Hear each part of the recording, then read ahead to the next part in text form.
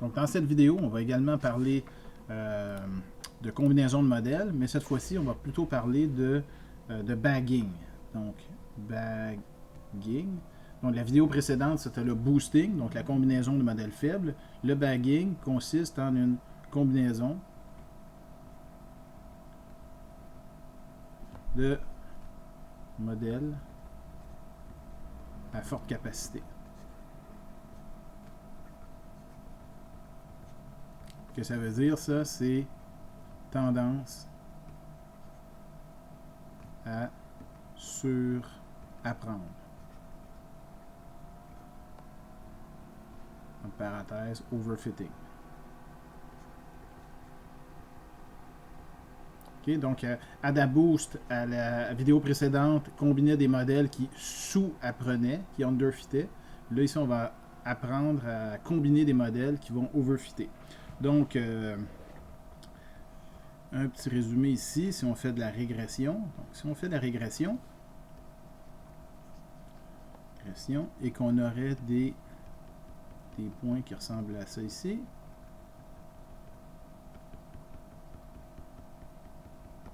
Donc, comme ça ici. Et ça, c'est le modèle qui a permis de générer ces données. Donc ça serait le modèle H de X. Ça, c'est le modèle parfait. Là. Ça, c'est le modèle qui... ça, c'est le modèle qui a permis de... Donc, on a besoin de mettre... juste réécrire ça. On n'a pas besoin de mettre un vecteur. C'est un D. Là. Donc, H de X, c'est le modèle parfait qui a permis de générer ces données-là. Donc, c'est des données bruitées. Ben, puis ce modèle-là qu'on cherche à retrouver, donc on espère que Y, ok, on souhaite retrouver un modèle Y W de X le plus proche de H de X possible. Mais on comprend très bien que même H de X n'a pas une erreur sur les données qui est nulle. Donc, seul un modèle qui va overfitter va avoir une erreur d'entraînement qui est nulle. Donc, quand on entraîne un modèle, on espère que le modèle aura une erreur la plus petite possible. OK? Donc, ou enfin une distance de la vraie prédiction Y. Donc, si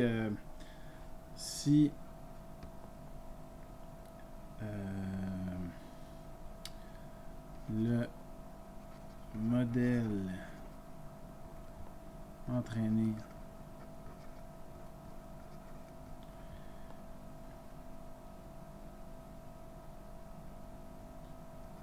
est bon, alors l'erreur quadratique suivante sera faible.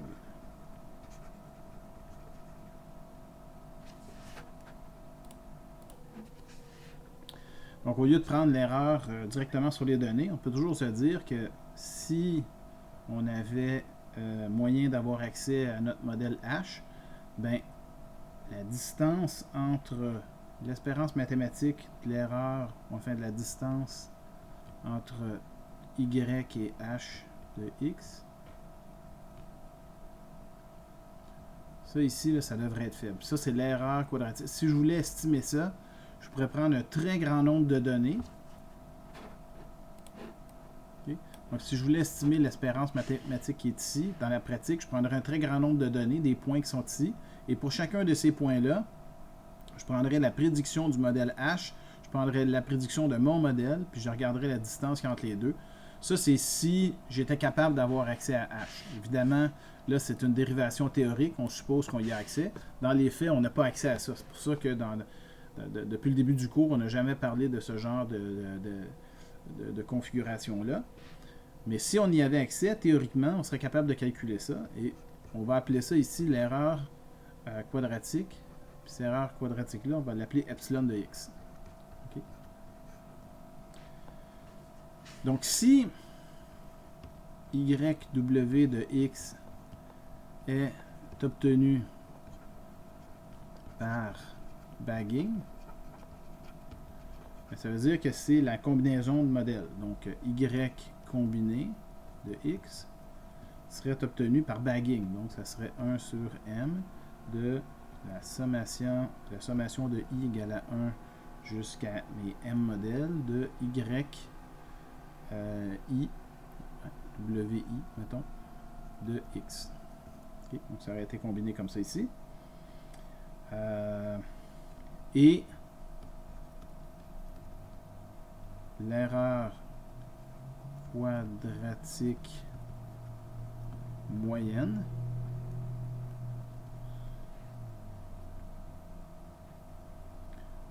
entre chacun des YWI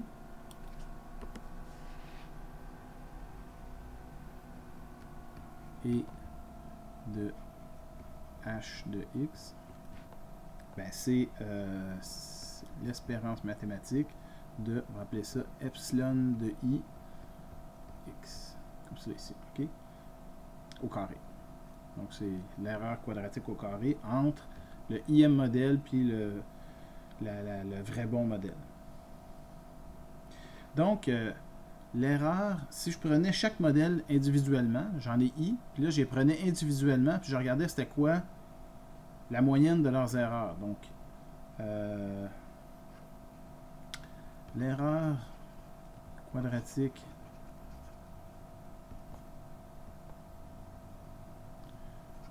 moyenne des modèles pris individuellement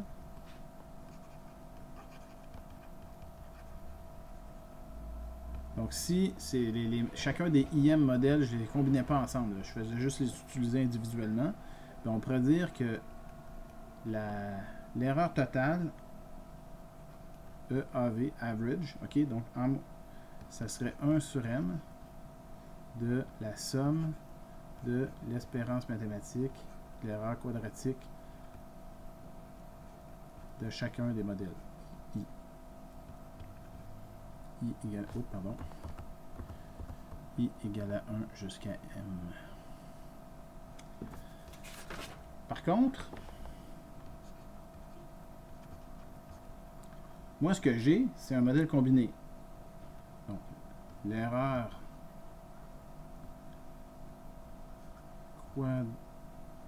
quadratique moyenne de Y combiné. Ça se calcule un peu différemment. C'est donc l'erreur que j'obtiens pour mon modèle combiné, c'est l'espérance mathématique entre quoi? Ben, c'est entre Y combiné puis H de X au carré. Ben ça, c'est l'espérance mathématique de Y combiné, c'est quoi? C'est 1 sur M fois la somme de I égale à 1 jusqu'à M de YWI de X moins H de X, le tout au carré. Ben ça, je peux réécrire ça comme étant l'espérance mathématique de 1 sur M fois la somme de I égale à 1 jusqu'à M de YWI de X moins H de X. Ça, c'est dans la sommation.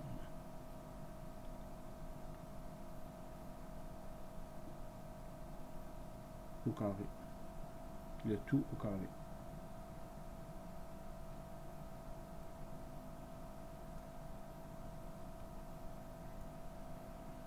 Et en fait, 1 sur M au carré, puis comme c'est une constante, je peux la sortir de ici. 1 sur M au carré. Voilà l'espérance mathématique de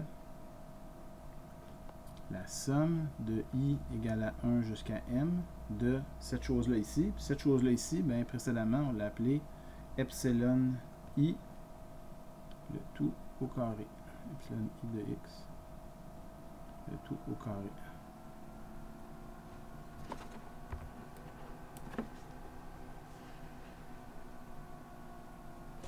Ben, ça ici, 1 sur m au carré, l'espérance mathématique, bon, ben j'ai une somme au carré. Ben ça me donne quoi? Ça me donne la somme de i égale à 1 jusqu'à m des epsilon i de x au carré, plus, vu que c'est une quadratique, c'est la somme sur les i égale à 1 jusqu'à m, j égale à 1 jusqu'à m, de epsilon i de x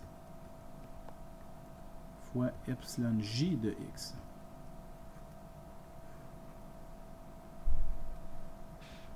Donc si on suppose que les erreurs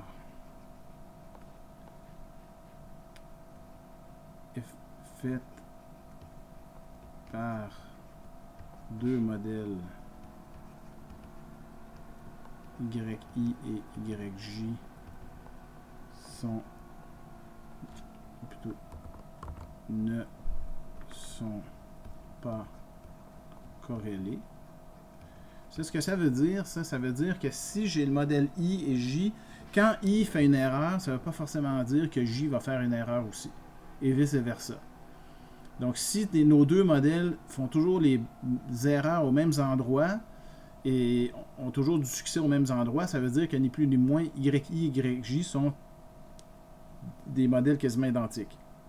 Donc, nous, on va supposer que ce ne sont pas des modèles identiques. Quand il y en a un qui se trompe, l'autre ne va pas nécessairement se tromper.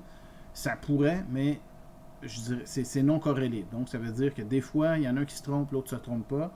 Et des fois, c'est le contraire. Puis des fois, les deux se trompent. Puis des fois, les deux font une bonne prédiction. Donc, si ça, c'est le cas, alors, ben, j'ai que l'espérance mathématique de epsilon i de x, epsilon j de x, okay. Espérance mathématique de ce produit-là, ben c'est égal à 0. Il n'y a pas de corrélation entre les deux. Donc si ça c'est égal à 0, ben j'ai l'espérance d'une somme, c'est la somme des espérances. Puis là, ici, j'ai une somme de plusieurs choses qui sont toutes 0. Donc finalement, à la fin, on se retrouve à avoir que l'erreur du modèle combiné, c'est égal à 1 sur m au carré fois l'espérance mathématique de la somme de i égale à 1 jusqu'à m des epsilon i au carré de x. Puis ça, ben, c'est égal à 1 sur m de mon erreur AV, average, que j'avais tout à l'heure. L'erreur qui était montée, là. Ici, là. Okay? Donc cette erreur-là ici, c'est l'erreur qu'on obtient si je prenais chaque modèle pris individuellement sans les combiner. Donc ça veut dire que, donc en conclusion,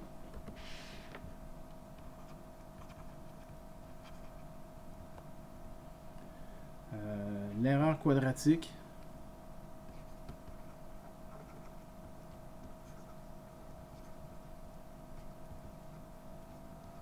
moyenne d'un modèle combiné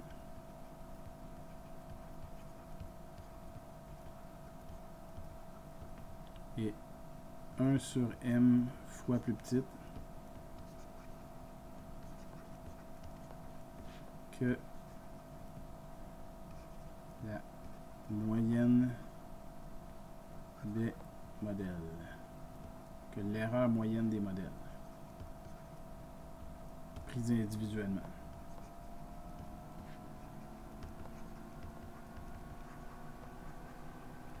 Alors, évidemment, ça c'est une conclusion qui est très optimiste, 1 sur m.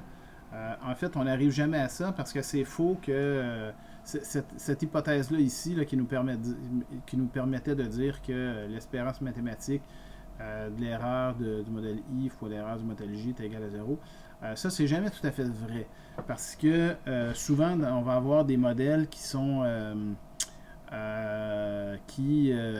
tous relativement bons et qui ont de la difficulté avec des données qui sont à la limite, qui sont à la limite entre deux classes, par exemple, si on fait de la classification, ou qui sont à la limite qui ont fait de la régression, donc des données aberrantes, par exemple.